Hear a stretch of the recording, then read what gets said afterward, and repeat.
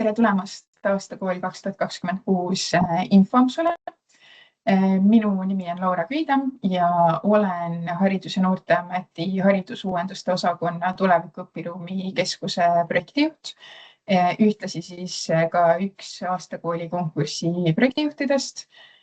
Ja avan teile täna seda, et kuidas siis aastakooli 2026 konkursil edukalt kandideerida ja missugused on need asjad siis, millele võib-olla nii tehniliselt kui ka siis kandideerimistaotlust esitades tähelepanu pöörata.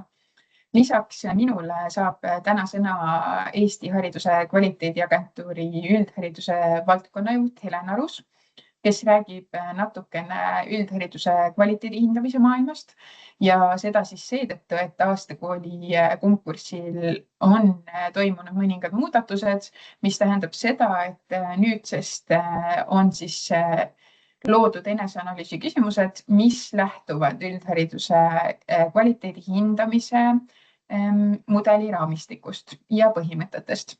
Ja lisaks sellele saab sõna ka Reelika Turi, kes on aastakool 2025 ehk siis Kindluse kooli juht.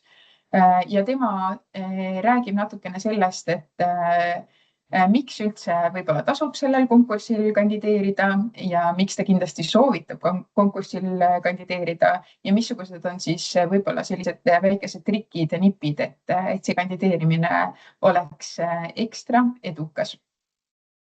Aga nagu ka esislaididel näha oli, siis aastakooli konkurss tõepoolest sel aastal toimub juba 9. korda, mis tähendab seda, et järgneval aastal on siis ka tegelikult konkursi juubelaasta. Aga konkursi eesmärk on kõik need aastad olnud sama ja see on siis see, et me soovime tuua esile Eesti koolide parimaid lahendusi, mis muudavad õppimist huvitavamaks ja tulemuslikumaks. Igal aastal võib-olla ka sellised aktiivsemad kandideerijad on märganud, et igal aastal on ka sellised natukene kitsamad fookusteemad, mida siis ka tegelikult kool kandideerides analüüsib. Eelmisel aastal oli siis näiteks üks fookusteemadest formaal- ja mitteformaalhariduse lõiming. Sel aastal on siis need sellised kitsamad fookusteemad välja toodud siin 3 punkti sees. Neid ette lugema ei hakka, aga need on siis leitavad nii aastakooli statuudist kui ka tõesti nähtavad praegu siin slaidil. Aga siis natukene sellest tervikust, et kuidas üldse kogu see konkurss toimib ja kuidas siis lõpuks selgub see aastakool 2026.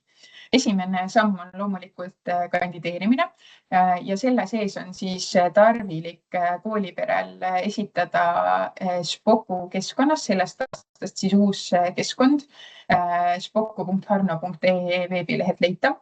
Seal on tarvilik siis vastata 6 eneseanalüüsi ankeedi küsimusele, mis lähtuvad siis, nagu juba mainitud, ühelt poolt HAKA üldhariduse kvaliteedi hindamise mudelist ja teiselt poolt siis nendest fookusteemadest, mis eelnevalt slaidil olid välja toodud.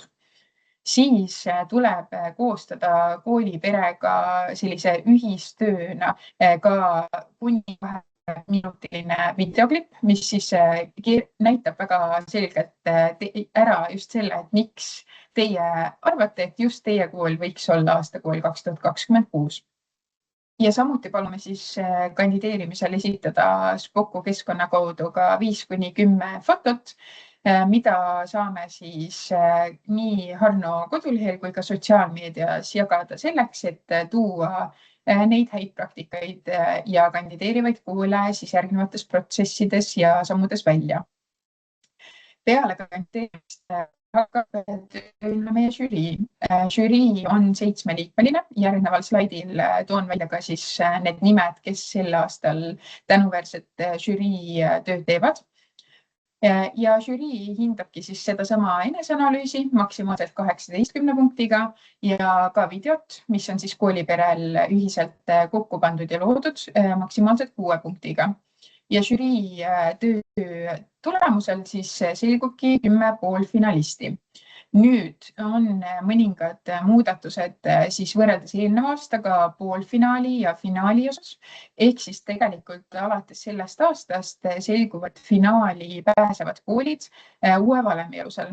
Ja see valem on ümber tehtud tegelikult väga lihtsal põhjusel, et esiteks siis tõepoolest see, et just see kooli eneseanalüüs oleks suurema kaaluga ja teiselt poolt siis see, et tegelikult finaali oleks võimalus pääseda ka võib-olla nendel koolidel, kellel on väiksem kogukond ja sealhulgas siis ka selline väiksem häälte jõud.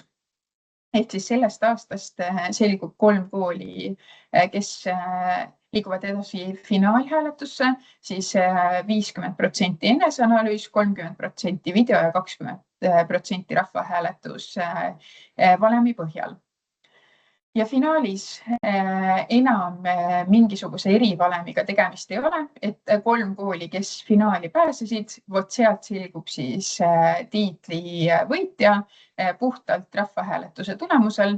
Ehk siis seal on küll nüüd kogukonnal tõesti suur roll ja selline kogukonna ühtsus, et seal finaalis siis eriti hea häälte arv endale koguda.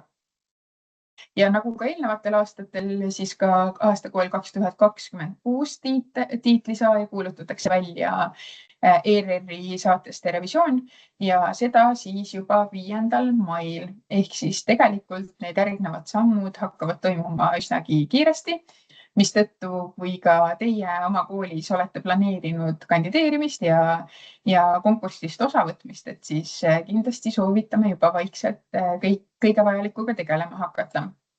Aga lubasin välja tuua ka 2026. aasta konkursi žürii ja on rõõm näidata siis meie žürii koosseisu, kuhu sel aastal siis tõepoolest kuulub 7 erinevat liiget. Esimene neist on siis insenerettevõtja investor Taavi Kotka, teine Eesti Õpilasesinduste Liidu esindaja Karl-Erik Kirss.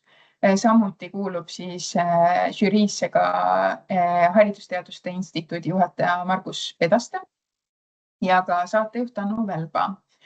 Haridus- ja Teadusministeeriumi esindajaks seekord žüriis Taavi Kreitsmann, Haridus- ja Noorteametist siis esindajaks haridusuuenduste osakonna juht Liina Katter ja loomulikult ei puudu žüriist ka siis 2025. aastal konkurssi võitnud Kindluse kooli juht Reelika Turi, sellepärast et just nemad oma esindatusega saavad siis veenduda selles, et ka sel aastal pääsevad poolfinaali just need koolid, kes seda kõige enam väärivad.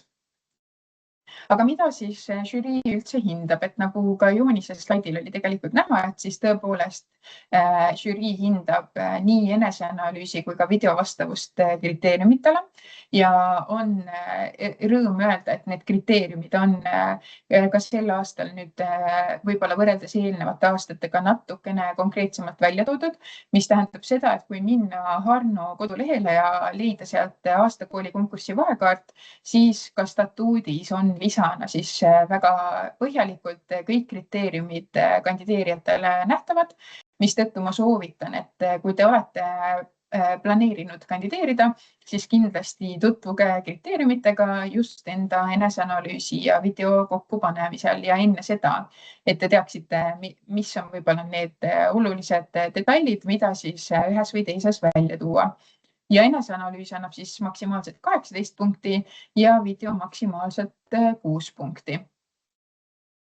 Aga kuidas üldse kandideerida? Nagu juba mainitud, siis sel aastal oleme uues keskkonnas Spoku ja siin on nüüd oluline kindlasti tähele panna seda, et nagu ka slaidi sulud viitavad, et siis sinna veebilehele minek kindlasti tehke nii, et palun ärge lisage veebiehitseja otsingureale www.algust, mis on muidu hästi tavapärane, aga kui te seda nüüd kasutate, siis võib see Spoku keskkond öelda, et sellist keskkonda üldse ei eksisteerigi.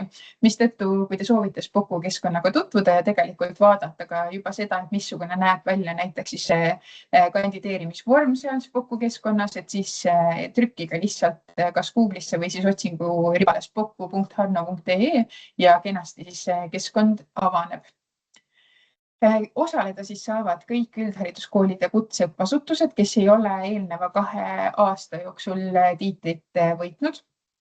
Ja taotluse siis saab esitada Spoku keskkonnas tegelikult kogu koolipere, et olgu see siis õpetaja, tugispetsialist või mõni juhtkonnaliige, aga oluline on tähele panna siis seda, et taotluse lõplik kinnitaja on siiski koolijuht, mis tähendab seda, et kui näiteks taotluse esitab mõni õpetaja või kirjutab kokku mõni õpetaja, siis ta peab paluma koolijuhilt tema isikukoodi, et lõplik kinnitus siis liiguks kenasti Spokus ka koolijuhi lauale. Et ilma selle lõpliku kinnituseta siis see kandideerimistaotlus tegelikult meile projektijuhtide lauale ei jõua. Ja nagu juba mainitud, siis esitada tuleb videofotod ja vastata enesehindamisküsimustele, aga siinkohal mainin ära ka selle, et kindlasti pidage silmas ka seda, et sel aastal on vormil siis tähemärkide piirang ja see on 1500 ühe vastuse kohta, et ei pea kirjutama meeletult pikka analüüsi, vaid tõesti kokkuvõtlikult ja informatiivselt, et kuidas teie koolis siis erinevate aspektidega parasjagu läheb. Ja muidugi kõige olulisem on siis see, et tähtaeg kandideerimisele on 2. märts ja kell 12. Ehk siis kui olete täna kandideerimisdokumente ja kogu seda asja ette valmistamas, et siis kindlasti märkige see kuupäev omale juba kalendrisse ära, et ei unustaks õigeaegselt oma kandidatuuri esitada. Siis nüüd natukene näiteks ka seda, et missugune näeb välja siis see uus keskkond Spoku, kust kaudu seda taotlust esitada. Ehk siis liigun kohe Spoku lehele ja näitan, missugune see asi välja näeb. Nii, kui nüüd taotlev kool või siis täpsemalt näiteks kooliõpetaja tahab tutvuda näiteks sellega, et missugune see taotlusvorm välja näeb, et siis praegu olengi siis sellises vaates, kus tegelikult juba see Spoku vorm on avatud ja selline see vorm välja näeb, ehk siis alguses ikka üldinformatsioon, esimesena nii-öelda sisust tulebki siin siis kohe kandideerimisdokumendid osa, ehk siis tuleb lisada siia link videole ja link fotodele. Ja välja on toodud siis ka need samad hindamiskriteeriumid, millest juba korraks rääkisin ja mis on leitavad nii statuudist Harno kodulehelt kui ka siis slaididelt, mida juba korraks näitasin. Aga oluline on tõesti siis see, et me väga soovitame neid kriteeriume silmas pidada kandideerimisel, sellepärast et just see on see, mille põhjal siis žürii tegelikult ka kandidatuuri hindab. Ja siis, kui need lingid on ülespoole lisatud, saabki edasi liikuda siis kooli eneseanalüüsi ankeedi juurde, kus te leiategi siis 6 erinevat küsimust välja toodud nii-öelda fookusteemade sees. Ja siin on ka siis välja toodud see hoiatus, mis ma juba tegin ka tegelikult eelnevalt, ehk siis maksimaalne tähemärkide arv koos tühikutega on 1500. Ja iga vastuse eest ongi siis võimalik saada maksimaalselt 3 punkti. Nii, Spoku keskkonda korraks hüppasime ja nagu ma enne mainisin, et siis lõplik kinnitaja on koolijuht ja tegelikult sellesama Spoku vormi kõige viimane nii-öelda selline vajalik lahti ongi siis tõepoolest seesama koolijuhi isikukood, mis tuleb siis sinna enne esitamist sisestada. Ehk siis tegelikult ei olegi võimalik enne oma taotlust esitada, kui ka koolijuhi isikukood sinna lisatud on. aga sellega ongi selline kiire lühiülevaade 2026. aasta aastakooli konkursist tehtud. Me soovime teile kõigile edukat ja põnevat kandideerimist. Ehk siis tõesti soovitus on see, et ärge jääge üleliia kinni sellesse, et saaks ideaalne video, ideaalsed vastused eneseanalüüsi küsimustele, vaid pigem lähtugegi sellest, mille üle te olete koolis ise uhked, mida te tahaksite ka rohkematele silmapaaridele näidata. Ja me väga loodame, et see protsess aitab taas koolipere natukene rohkem nii-öelda ühendada ja võib-olla natukene ka vaheldust sellisele tavapärasele õppetööle. Aga selleks, et ikkagi endiselt konkursi kulgemisega kursis olla, siis kutsume teid vaatama ka siis Harno kodulehte ja täpsemalt siis seda aastakooli konkursi alalehte seal sees. Ja samuti siis sellised natukene võib-olla meelelahutuslikumad ja lühemad ülevaated ja märguanded on ka Facebookis, nii Õpetajad loovad homse Eesti Facebooki lehel kui ka siis Haridus- ja Noorteameti Facebooki lehel. Ja kui selle video põhjal võib-olla jäi ikkagi mõni küsimus, millele tahaks enne veel, kui tõttate kandideerima ja taotlust kokku kirjutama, midagi küsida, siis pöörduge julgelt kas minu või siis ka teise aastakooli konkursi projektijuhi Jana poole ja meiliaadressid on siis kenasti siit slaidilt nähtavad. Ehk siis ootame teie küsimusi ja veel kord edukat ja põnevat kandideerimist kõigile koolidele. Tere kõigile, kes te olete täna tulnud seda infotundi kuulama. Mina olen Helen ja mina tervitan teid Eesti Hariduse Kvaliteedi Agentuurist. Ja mina siis siin vean sellist ka mõnes mõttes haridusuuendust ja innovatsiooni eest nagu üldhariduse kvaliteedi hindamist. Ja kui ma seda konkursi kutset vaatasin, siis mulle tundub, et me oleme Eestis jõudnud sellisesse kohta oma haridustega, kus me ikkagi hästi palju asju teeme nii-öelda kooskõlas. Nii et tehes ühte asja, tegelikult mõnes mõttes me teeme juba ühte teiste vajalikku asja ja niimoodi tekibki selline uus hea hariduse kvaliteet ja tervik kokku. Sellise hea kooli konkursi keskmes on see, kuidas üks kool on oma õppijate jaoks muutnud õppimise huvitavaks ja tulemuslikumaks ja hästi oluline on osata siin välja tuua tugevusi, et mis on just need ägedad, vahvad, suurepärased, imelised asjad, mida meie oma koolis ise ja koos oma õppijatega ja oma kogukonnaga pidevalt loome selleks, et kõigil oleks nii-öelda loodud sellised head tingimused ja võimalused õppida ja õpetada. Ja siit kohe mul tulebki väga hea paralleel sellise nii-öelda kvaliteedi hindamise, kvaliteedi juhtimisega ja ka sellise vana hea tuttava sisehindamisega.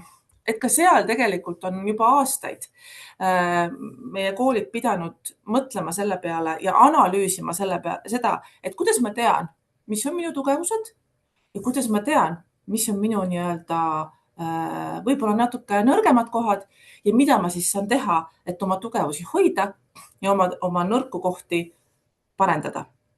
Ehk siis sisuliselt see metoodika, oma tugevustest rääkimine, oma heade lugude rääkimine haakub väga hästi sellise hea sisehindamise ja tuleviku mõttes kvaliteedi hindamise praktikaga.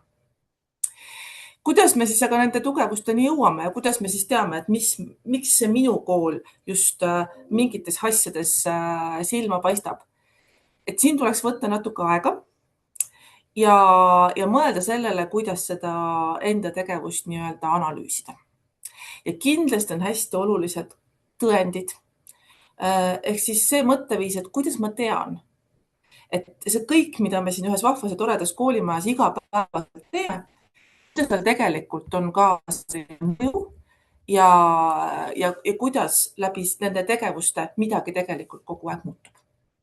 Nii et kui te ka siia kandideerite, mida me teame või mida ma tean, et te kõik teete, kui te juba täna siin infotunnis olete, siis ma soovitan teil võtta koos korraks oma sellise mõnusa meeskonnaga see aeg maha ja oma tegevusi analüüsida ja sealt siis välja noppida just need asjad, et mis teid teevad eriliseks ja mis on teie kooli tugevused. Ja see on väga hästi tõesti kooskõlas sellise kvaliteedijuhtimise ja hindamise alustalaga ka. Ja võib-olla see ongi selline esimene samm või soovitus minu poolt, et kui seda taotlusvormi hakata täitma, siis teha sellised väiksed mõttetalgud või sellised nii-öelda arutelupäevad, kus lihtsalt koos mõtestada ja koos ka otsida tõendeid, et kuidas ma siis tean. Kuidas ma tõesti tean, et meil läheb hästi?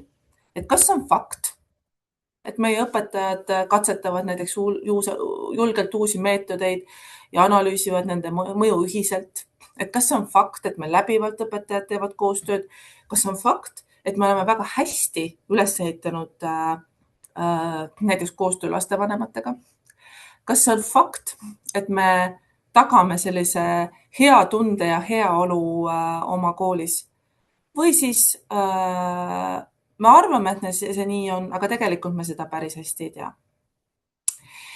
Nii et ja kuidas siis leida neid häid pärleid, neid häid asju ülesse, siis seekordne konkurss ongi seadnud sellise hea raami ja loonud sellised head märksõnad ja tunnused, mille kaudu siis minna. Ja ka siin ei ole selles mõttes mitte midagi uut, et selline huvitav ja tulemuslik õppimine, koostöös kogukond, heaolu toetamine, kogu see temaatika, mis puudutab sellist kiusamisvaba Eesti mõnusat kooli, et kõik need on hästi olulised teemad, mis resoneeruvad otseselt sellega, kui me saame rääkida nii-öelda kvaliteedi hindamisest või kvaliteedikriteeriumitest või kvaliteedikultuurist, mis toetavad ja on väga otseses seoses täpselt selle samaga, et millest me räägime, kui me räägime kvaliteetsest haridusest või mida me võiksime pidevalt ka oma majas seirata ja silmas pidada, kui me sellist nii-öelda oma tegevusele ja tulemusele otsa vaatame. Nii et ärge võtke seda konkurssi, minu soovitus on, kui täiesti midagi eraldiseisvat, eraldi pingutust vajavat. See on hästi hea platvorm, kus tegelikult võtta koos oma kooliperega aega ja mõelda läbi, et kuidas meil nendes nimetatud valdkondades täna läheb. Kus on need kohad, mida me juba teame, et me oleme väga tugevad ja väga tublid ja kus on võib-olla nende arutelude käigus tuleb ka välja see, et kus on need kohad, kuhu me peame ise rohkem sisse vaatama või kus on need kohad, kus rohkem tõendeid koguda. Ja see annab juba väga head sisendit mitte ainult sellele konkursile, vaid tegelikult üldse sellisele kvaliteedijuhtimise põhimõtetele, sisehindamisele, kes soovib teha kvaliteedihindamist läbi hakatoel. Ehk siis see on tegelikult väga hea võimalus ja sisend asjadeks, mis ka juhtuvad ja koolis toimivad. Nii et lõpetuseks ma sooviks teile hästi palju julgust, olla aus, olla avatud, tegeleda reflektsiooniga, otsida neid tõendeid ja vaadata nendele teemadele sisse ja ennast tunnustada juba selle eest, kui te seda hästi mõnusalt ja koostööselt oma koolis üles ehitate ja selle teekonna ette võtate. Nii et ma soovin teile kõigile hästi palju rõõmu ja kindlasti tulge ja osalege sellel konkursil. Aitäh! Tere! Mina olen Reelika Türi, olen Kindluse kooli koolijuht ja Kindluse kool sai eelmisel aastal aasta kooli tiitli. Olen sellel aastal täitmas auväärset rolli ning osalemas ka aasta kooli valimise žüriis. Ja seetõttu palus Harno mul natukene jagada teile oma näpunäiteid või mõtteid aasta kooli konkurssi teemal. Aasta kooli konkurss on võib-olla esmalt kõige olulisem just sellepärast, et see võimaldab täita koolil ühe ühise unistuse ja mis saaks olla organisatsiooni jaoks parem kui see, et koos ühise unistuse nimel tegutseda. Oma koolis ma märkasin küll, et kui oli aastakooli kandideerimise protsess, siis isegi kõige väiksemad õpilased sosistasid omavahel ja lootsid, et see tiitel tuleb koju. Ehk siis see võimaldab väga hästi arendada sellist kogukonna tunnet, ühtsuse tunnet, tegutseda koos tiimina ühiste eesmärkide nimel ja kaasata isegi selliseid suuri kogukondi, nagu meil siin on. Et lõpuks hääletama saime, ma arvan, mitu tuhat inimest oma lapsevanemate, sõprade, tuttavate ja õpilaste näol. Ja ma arvan, et see oligi kõige olulisem asi Kindluse kooli jaoks aastakooli protsessis. Aga aastakooli tiitel annab nii mõndagi veel juurde. Näiteks on aastakooli tiitlit võimalik kasutada ära oma identiteedi kujundamise juures. Meie oleme noorkool ja selline tiitel tõi meile päris hästi sellise hea võimaluse lahendada turunduses oma värbamise protsessis aastakoolina, kajastada rohkem, teha oma koolist televisioonisaadet ja pakkuda erinevatele kooli inimestele olla võimalust selles tähesäras. Näiteks võõrkeeleõpetajad, koolikokk, erinevad inimesed said sellist head eetriaega, et kui tavaliselt kooli puhul on ikkagi ainult koolijuht see, kes võib-olla on eestkõneleja, siis minule just väga meeldis kõrvalt vaadata seda, kuidas meie maja inimesed said anda intervjuusid, said käia erinevates podcastides ja sellest rääkida. Ja aastakooli kandideerimise protsessi puhul on oluline, ma arvan, esiteks see, et koolis oleks hea tiim, kes seda asja eest veab. Arendusjuhid, huvijuhid, kes iganes õpetajatest, õpilastest selle tiimi võiksid moodustada, et siis kõik see, mis selle protsessi jooksul tehakse, saab väga kooli enda nägu. Loomulikult eneseanalüüsi aitavad kirjutada koolijuht ja õppejuht ilmselt, aga see video on just see koht, kus näidata seda, missugune see kool päriselt on, mis tunne on siis, kui sellesse koolimajja sisse astuda. Mina olen alati öelnud, et kool on eelkõige tunne, selle taha peituvad kõik need samad mõtted, et oluline on see, kuidas õpilased ennast koolis tunnevad, mis tundega nad hommikul ärkavad, kas nad soovivad majja tulla ja sama ka siis personali poole pealt. Ehk siis tiim, kellel on selge siht, kuidas saada purki see hea video, sest et video loeb, ei hakka üldse vaidlemagi, ma arvan, video on väga oluline. Video näitab ära esimese tunde sellest koolist, ehk siis loeb ka see video originaalne nurk. Ja peale seda on juba vaja ka sellist nagu ühist tegutsemist, et meil seal järgmised voorud on väga huvitavad. See pakub äärmiselt palju põnevaid hetki, televisiooni oma majast tegemine, see on wow, kui vahva. Ja kõik on kaasas, mitte keegi ei küsi, kas nad peavad 4:30 ärkama, et kell 5 hommikul koolimajas olla, isegi esimesed lapsevanemad selle, et kas palun saad nüüd oma lapse kooli tuua ja kell oli alles 5:30 saamas. Ehk siis selliseid hetki tuleb selle konkursiga võib tulla väga palju juurde ja kaasa ja need hetked on äärmiselt armsad ja südant soojendavad. Ehk siis tasub selle nimel kindlasti pingutada ja tasub tegutseda. Tiim, selged sihid, mis on meie identiteet ja koos kogukonnaga ühiselt selle nimel tegutsemine. Ma arvan, et need on olulised võtmesõnad selleks, et aastakooli konkursil olla edukas ka sellel aastal. Ootame kõiki väga kandideerima. Mina ootan väga oma võimalust olla selles žüriis. Usun, et see saab olema põnev. Nii et minge videosid tegema. Aitäh teile!